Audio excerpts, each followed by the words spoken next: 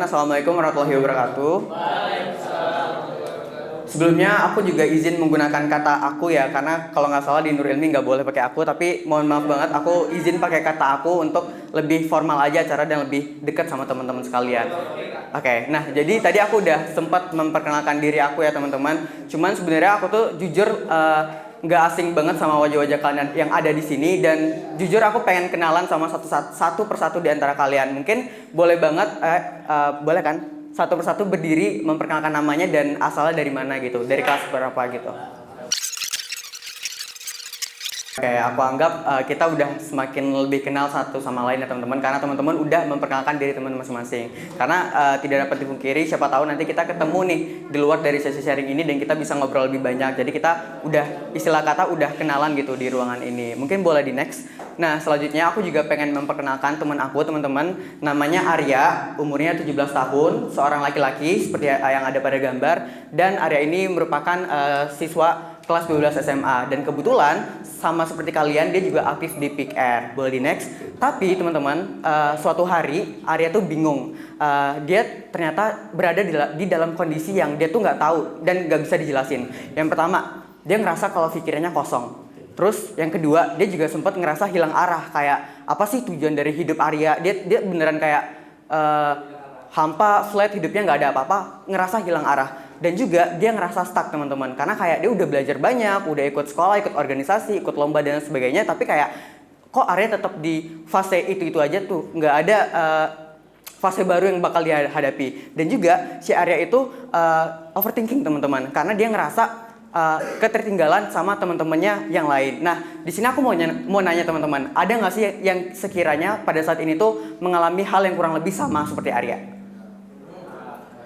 Banyak, oke, mungkin boleh di next.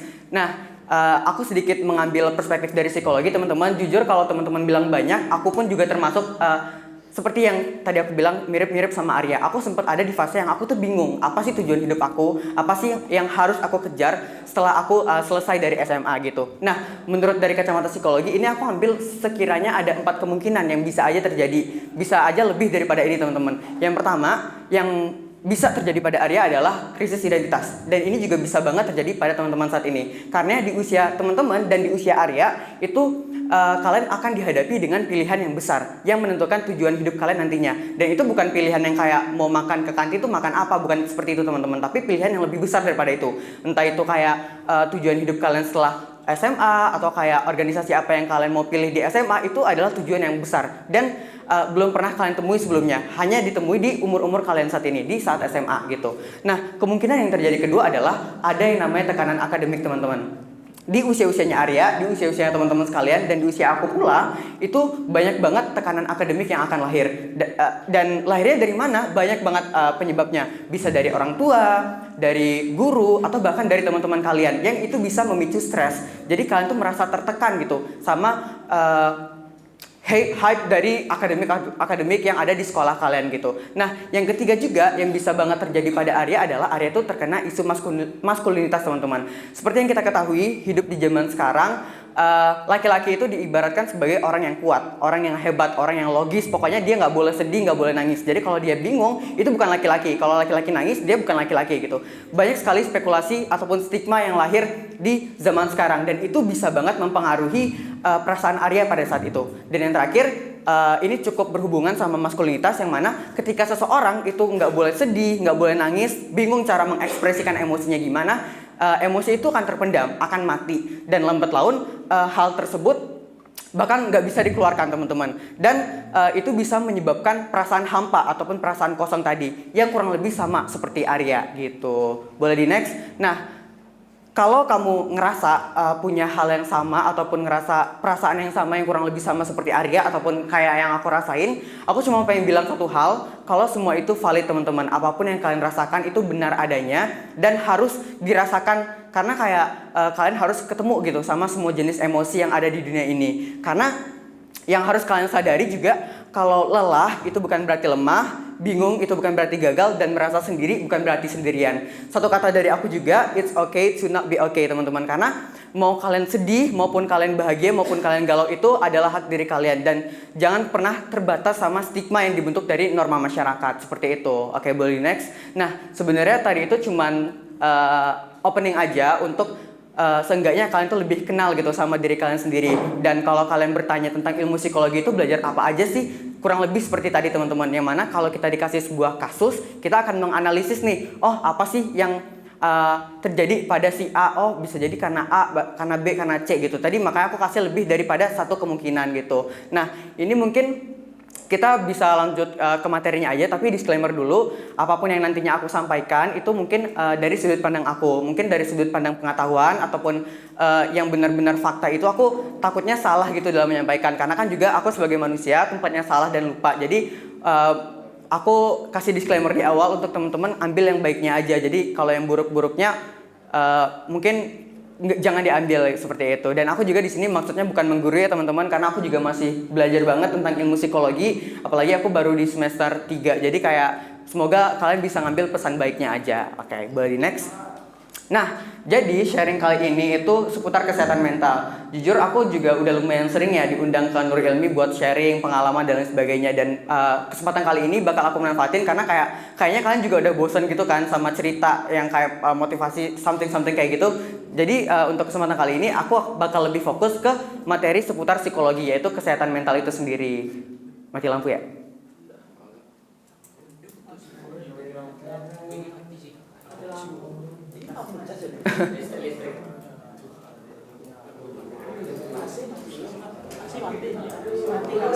Mati ya?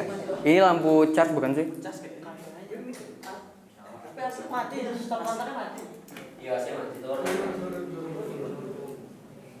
Ini mau dilanjut dulu apa gimana?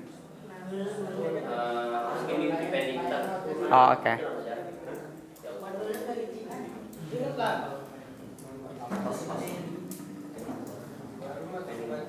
Oke guys, kita pending sebentar dulu ya. Yes. Go.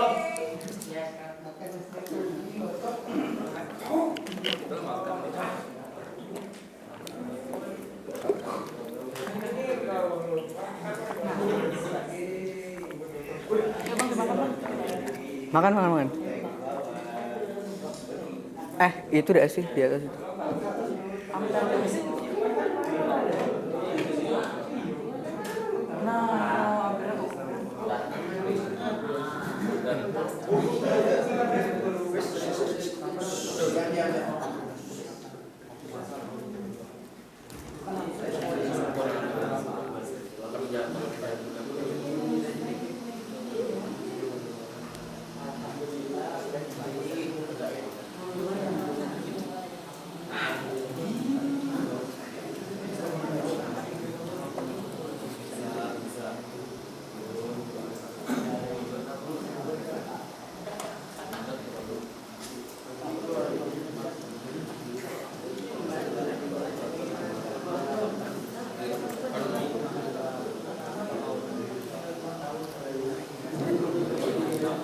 Oke, aku izin lanjut ya teman-teman. Tadi kita udah sampai apa aja sih yang akan aku sharing kepada teman-teman hari ini. Yang pertama itu adalah mengenai seputar pengertian dari kesehatan mental. Yang kedua juga tentang kondisi mental para pelajar, yang which is akan relate sama teman-teman semua. Dan yang ketiga adalah cara gimana sih agar lebih relax saat teman-teman itu mentalnya lagi down ataupun lagi nggak baik-baik saja. Mungkin boleh di next.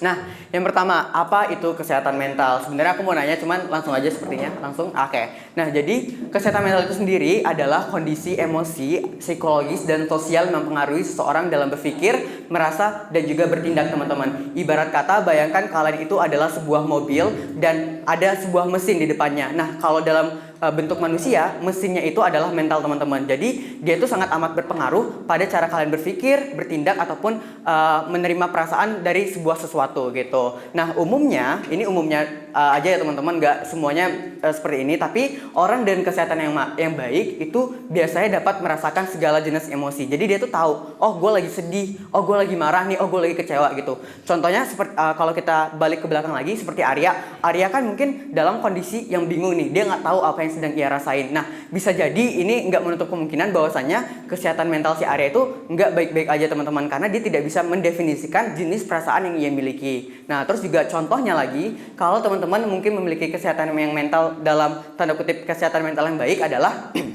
ketika kalian dihadapi sebuah masalah seperti nilai yang kurang memuaskan, tapi kalian tuh masih bisa bangkit. Kalian masih cari tahu salahnya di mana, seperti itu. Mungkin boleh di next. Mungkin agak ribet ya teman-teman dengarnya tadi, kayak ribet banget, emosi, respon segala macam. Aku coba analogikan dengan handphone yang ada baterai di dalamnya. Nah, jadi kalian bayangkan mental itu adalah baterai yang ada di HP teman-teman sekalian. Kalau misalnya baterai HP kalian itu penuh, kalian bisa ngelakuin apapun itu, mulai dari scroll TikTok, buka Twitter, nonton YouTube, main Instagram dan lain sebagainya. Itu kalau baterai kalian penuh. Cuman kalau baterai kalian ada di 2% teman-teman, apa yang bakal kalian lakukan? Tentu di charge teman-teman. Begitu juga dengan kesehatan mental kalian. Kalau misalnya dia sedang baik-baik saja, kalian bisa banget tuh datang ke sini, duduk, dengerin sharing dari aku mungkin, ikut belajar di kelas dan lain sebagainya. Tapi kalau misalnya kalian lagi ngerasa nggak baik-baik aja, alangkah baiknya kalian cari charger kalian masing-masing. Dan charger itu banyak banget ya bentuknya teman-teman. Bisa dari hal yang kalian sukai, entah itu gue sukanya pagi-pagi naik motor nih keliling Sunrise, San Moritz segala macam gitu. Itu bisa banget kalian lakukan untuk nge-charge yang namanya energi kalian ataupun kesehatan mental teman-teman sekalian, seperti itu. Boleh next. Nah selanjutnya adalah tentang kondisi mental kita para remaja. Nah sebenarnya teman-teman, kalau berbicara tentang kondisi kesehatan mental seseorang itu bakal sangat sulit untuk dijelaskan, karena mungkin dari Rean, dari Tony itu punya kesehatan mental yang berbeda, karena mereka punya lingkungan yang berbeda, punya fisik yang berbeda, punya kognitif yang berbeda. Itu jadi salah satu faktor yang menentukan kesehatan mental ataupun kondisi mental seseorang. Nah jadi di sini sepertinya aku akan cuma menggait satu materi yang mungkin bakal relate sama kondisi kalian pada saat ini. Boleh next. Nah, ini adalah materi yang aku pelajari di semester 2 psikologi, yaitu tentang Marcia Status Identity, yang mana ini tuh dapat mendefinisikan kira-kira identitas kalian itu tuh sedang berada di mana sih gitu. Nah, ada dua kata kunci sebelum kita belajar tentang Marcia Status Identity ini. Ada dua kata kunci. Yang pertama adalah eksplorasi. Dan yang kedua adalah komitmen. Eksplorasi berarti kalian udah cari tahu banyak nih tentang sesuatu. Kalau komitmen berarti kalian udah komit nih pada sesuatu. Oke? Nah, yang pertama, ada yang namanya identity achievement teman-teman. Identity achievement itu adalah kondisi ketika identitas kalian itu udah kalian cari tahu. Oh, gue pengen masuk teknik nih, gue udah cari tahu teknik ada apa aja. Oh, ada teknik sipil, teknik industri, teknik elektro dan lain sebagainya. Dan gue komit nih sama satu teknik, yaitu teknik industri. Nah, kalau kalian ada di situasi berikut, kalian bisa disebut dengan orang yang memiliki identitas identity achievement gitu teman-teman. Nah, kondisi identitas yang kedua, ada yang namanya moratorium. Moratorium itu adalah ketika kalian udah coba eksplor nih, cari banyak hal tentang rumpun ilmu kesehatan. Oh, ternyata ada FK, ada FKG, kedokteran gigi, ada kedokteran hewan, terus ada farmasi, ada ilmu keperawatan dan lain sebagainya. Tapi kalian belum komit nih. Oh, gue belum tahu nih, tapi gue maunya masuk rumpun ilmu kesehatan, cuman belum ada yang pasti aja. Itu namanya moratorium, teman-teman. Nah, kondisi yang ketiga adalah foreclosure teman-teman. Ini tuh lebih istilah kata tuntutan dari orang tua, yang mana kalian belum sempat explore, tapi kalian udah disuruh komit. Ini aku tanpa merendahkan ataupun merendahkan salah satu belah pihak ya teman-teman. Bayangkan nih, mungkin ada, karena aku juga pernah di posisi foreclosure juga, di mana aku tuh disuruh jadi seorang dokter teman-teman. Padahal aku belum sempat explore nih ada jurusan apa lagi selain jurusan kedokteran. Nah, itu disebut dengan fase identitas foreclosure, yang mana kalian tuh belum sempat explore sama sekali apa yang kalian sukai, tapi kalian udah disuruh komit duluan sama satu hal seperti itu. Nah, yang terakhir juga yang namanya identity diffusion, yang mana itu tuh kondisi di mana kalian belum explore sama sekali, belum komitmen sama sekali. Jadi kayak udah hidup-hidup aja, kayak belum dipikirin sama sekali. Boleh next. Nah, ini contohnya kalau secara kalimat langsung, kalau identity achievement itu kayak aku udah tahu tujuan hidupku dan aku akan komitmen gitu. Kalau moratorium ya aku masih mencari-cari nih tujuan hidupku tuh apa sih sebenarnya gitu. Kalau yang foreclosure kayak kata orang tuaku tujuan hidupku adalah ini. Oke, aku akan jalani ini. Itu adalah foreclosure teman-teman. Dan juga kalau identity diffusion adalah gue nggak tahu nih tujuan hidup gue apa dan gue nggak mau cari tahu. Itu identity diffusion gitu.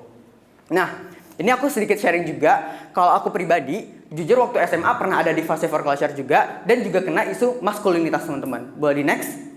Nah, yang mana waktu SMA dulu, aku tuh sebenarnya dari SD sih, dari SD, SMP, SMA, orang tua tuh selalu minta aku untuk coba deh masuk jurusan kedokteran. Lumayan loh, kayak nggak ada nih dari keluarga yang masuk kedokteran gitu. Jadi tanpa sempet aku mikir kedokteran itu apa, bakal ngapain aja ya, aku udah komit duluan gitu sama jurusan kedokteran. Hal ini tuh sempat menuntut aku gitu. Oh, padahal sebenarnya aku nggak begitu pengen jurusan itu, tapi aku udah disuruh. Itu bisa dinamakan dengan fase for culture, dan ini jujur sempat ngebuat mental aku down teman-teman gitu. Mungkin boleh di next juga.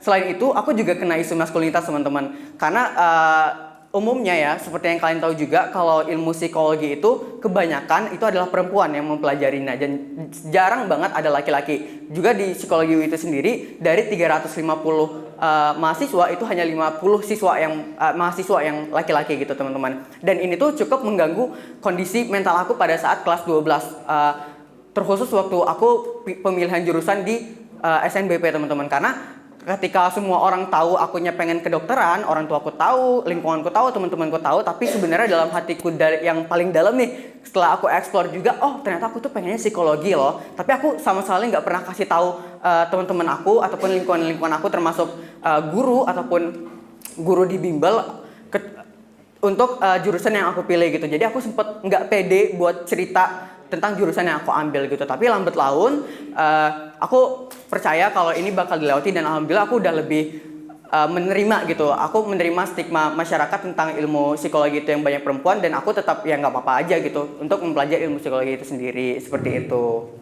Nah, mungkin tadi aku sempat singgung soal dimana aku sempat ngerasa down waktu SMA karena ada di fase for culture, dan juga aku sempat terkena isu maskulinitas. Dan ini ada beberapa cara yang sebenarnya sering aku lakuin juga secara nggak langsung waktu di SMA. Boleh di next? Nah, ada 4 cara sebenarnya. Yang paling pertama dan yang paling utama adalah kalian itu harus mengenal emosi kalian masing-masing. Kenapa ini penting? Karena jujur kalau kalian nggak tahu sama diri kalian sendiri, kalian nggak bisa menjelaskan apa yang sedang kalian rasakan, itu cukup indikator yang parah teman-teman, karena secara nggak langsung kalian tuh nggak kenal gitu loh sama diri kalian sendiri. Jadi hal yang paling penting adalah kenali emosi kalian. Oh, gue lagi marah, oh gue lagi kecewa nih sama nih orang. Oke, gue akan nikmati fase kecewa gue. Dan emosi itu sangat kompleks teman-teman. Ada loh orang yang bahagia sambil nangis, ada orang yang marah, udah marah dia kecewa, ada orang yang marah sambil nangis. Itu sekompleks itu emosi itu. Jadi kalian harus pahami dulu emosi yang kalian miliki itu apa gitu. Nah, yang kedua yang bisa kalian lakuin adalah beristirahatlah sejenak dari kehidupan yang dengan kegiatan yang kalian sukai. Ini agak oversharing juga dan TMI, jangan diikutin. Jadi waktu SMA itu aku pernah mumet banget sama tugas sekolah. Jadi aku izin sama orang tua aku buat nggak masuk sekolah selama beberapa hari, karena aku nggak mau aku terganggu gitu loh sama hal-hal di sekolah yang mungkin bisa ganggu kesehatan aku. Tapi aku juga tetap catch up apa aja hal yang ada di sekolah gitu. Jadi kayak aku coba liburkan diri aku sendiri, aku cari hal yang aku sukai. Jadi aku ingat banget itu hari liburnya aku habisin buat main Mobile Legends teman-teman. Terus cara yang ketiga, kalian bisa banget terapin metode mindful ala psikologi UI. Nanti akan aku jelasin juga. Dan cara yang keempat, jika memang kalian masih terasa berat nih sama apa yang kalian miliki, kayak oh gila hidup gue berat banget coy, kayak beban banget gitu, kalian bisa banget datang ke profesional teman-teman, karena itu udah butuh bantuan dari tangan profesional seperti itu. Mungkin boleh di next juga. Nah, ini yang aku bilang tadi ala metode psikologi UI, karena aku juga baru belajar di psikologi UI, yaitu tentang gimana sih cara ngerasa lebih rileks ataupun lebih santai gitu ketika dihadapi dengan situasi yang bikin mental kalian down. Mungkin kita bisa langsung coba ya teman-teman. Yang pertama itu namanya square breathing teman-teman, yaitu nafas kotak, yang mana nanti kalian akan diminta untuk narik nafas selama 4 detik, kemudian tahan 4 detik, dan dibuang 4 detik. Mau coba? Kita coba kali ya. Aku bantu kasih instruksi, mungkin kalian bisa jalanin ya. Oke, 1, 2, 3. Tarik nafas. 1, 2, 3, 4. Tahan. Hembuskan. Nah, itu bakal ngerasa lebih rileks teman-teman. Dan itu dilakukan secara berulang sampai kalian itu benar-benar dalam kondisi yang optimal. Oh, gue udah bisa rileks, gue udah bisa ngadapin nih apa yang ada di depan gue gitu. Nah, cara yang kedua juga, ini cukup viral juga tekniknya, itu butterfly hug teman-teman. Yang mana cara gampang banget, kalian cuma perlu menyilangkan tangan kalian di bahu. Coba disilangin aja. Terus kalian tepuk-tepuk seolah sedang memeluk seseorang teman-teman. Nah, itu tuh setiap tepukannya akan sebenarnya kalau di aku bakal terasa di hati gitu loh teman-teman. Kayak ngerasa dihargai, ngerasa ada gitu dan hidup. Nah, sembari kalian memukul pundak kalian juga keluarkan kata-kata baik kayak, oh kamu udah keren hari ini, kamu udah ngelewatin banyak hal dan kamu akan jadi orang yang hebat suatu saat nanti. Mungkin itu adalah cara yang bisa teman-teman coba untuk mengatasi mental kalian kalau misalnya dalam kondisi yang down gitu teman-teman. Nah, sebenarnya aku tuh pengen ngajak teman-teman sekalian itu buat refleksi. Cuman apakah di sini pada bawa pena?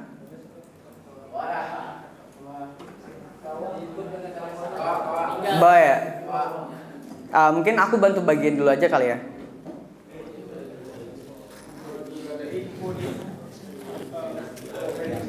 Boleh bantuin nggak bagiin juga? Bagian apa?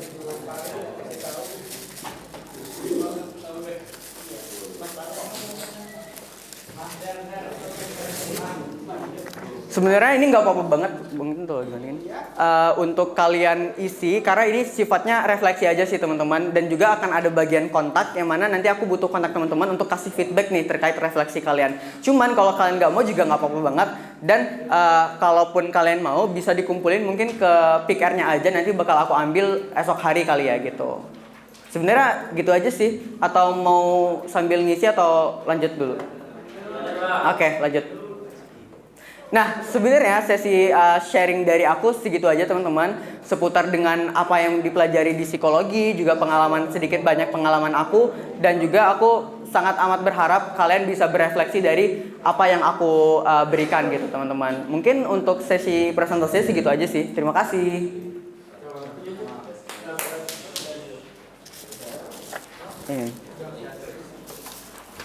Oke, give applause to Bang Ija.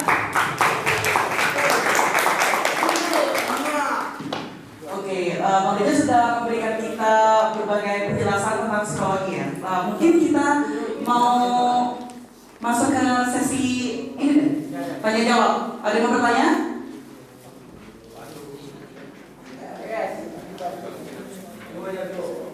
Ya, ada yang mau bertanya?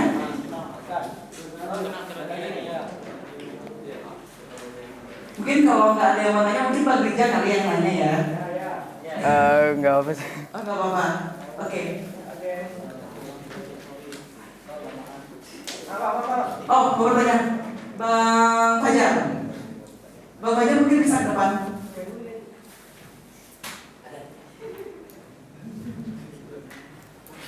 Terima kasih Bang Ozi. Di sini kami mau nanya nih Bang Rija. Kami tuh masih penasaran kadang. Kita tuh kadang belum bisa mengenal sama diri kita sendiri gitu kan. Sedangkan kalau misalnya kita masih ketemu orang lain setiap hari gitu kan. Dan orang lain tuh kadang tidak suka sama sikap kita ini gitu kan. Tapi kita tidak tahu apa yang orang lain tidak suka dari kita gitu. Kalau menurut Abang sih cara mengatasi itu gimana gitu, supaya kita tuh sadar apakah harus orang tuh bilang nih yang ke kita depan mata atau emang lambat laun bakal sadar sendiri gitu.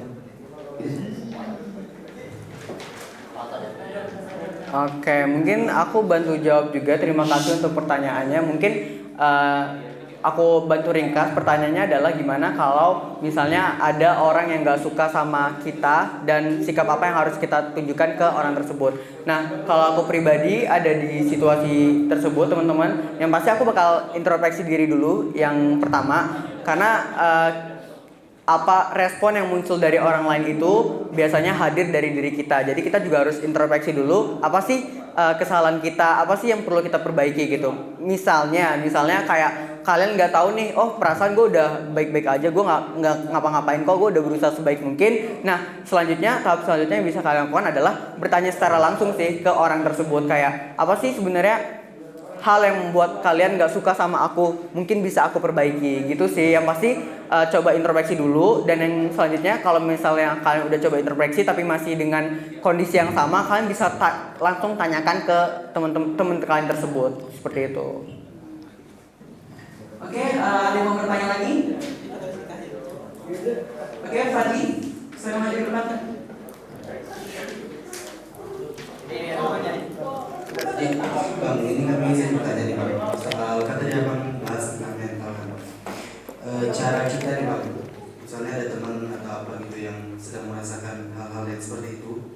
terus cerita ke kita gimana gitu Pak cara menangani hal-hal orang yang sedang merasakan hal seperti itu, kayak mungkin dia ada mental health atau anxiety atau panic attack gitu. Itu sih. Nah, kalau di ilmu psikologi itu sendiri teman-teman, kalau kalian ada di kondisi yang tadi udah disampaikan, itu ada satu cara namanya PFA, yaitu Psychology First Aid, yaitu ibarat kata kalau kedokteran itu ada P3K-nya, di psikologi ada yang namanya PFA teman-teman, yaitu pertolongan pertama secara psikologis. Nah, sebenarnya aku nggak bisa begitu maparinya karena itu harus disampaikan langsung oleh ahlinya. Bahkan aku dulu sempat ikut pelatihannya waktu di psikologi UI. Cuman aku bisa kasih tahu beberapa tips and trick yang bisa kalian lakuin kalau misalnya punya teman yang curhat ke kalian. Yang pertama adalah kalian itu harus pastiin dulu kondisi kalian itu nggak mengganggu mereka. Jadi jangan sampai keberadaan kalian itu malah memperkeruh suasana. Yang awalnya dia lagi panik nih, dengan adanya kalian dia malah jadi makin panik seperti itu. Jadi pastikan dulu posisi kalian itu adalah posisi yang baik dan nyaman untuk mereka. Nah kemudian kalian juga bisa tanya nih ke mereka itu butuh solusi atau butuh didengerin aja. Karena kan beda ya teman-teman, ada yang kayak oh gue mau curhat nih tapi gue nggak mau dikomenin soalnya ini hidup gue, itu berarti dia cuma pengen didengerin gitu teman-teman. Kalau ada orang yang datang ke kalian terus kayak oh gue mau curhat nih, gue bingung banget untuk nyelesain masalah ini, bantu gue dong, oh berarti dia minta solusi gitu. Perlu dipisahkan dulu mana sih orang yang pengen cuma pengen didengar dan orang yang pengen dikasih solusi, seperti itu gitu sih. Oke, mungkin ada yang mau bertanya, satu orang lagi. Gimana? Ada yang mau nanya? Ayo, someone. Just one more question. Jelas? Oke, done. Oke, kalau misalnya nggak ada lagi yang mau bertanya, Maggie? Oke, misalnya kalau nggak ada yang mau bertanya lagi, mungkin kita close saja ya. Alright, thank you so much for all of the question, and thank you so much for Bang Rija udah memberikan kita banyak pelajaran mengenai psikologi. Oke, saya Oji sebagai host. Mohon maaf jika ada kesalahan. Saya akhiri. Wassalamualaikum warahmatullahi wabarakatuh.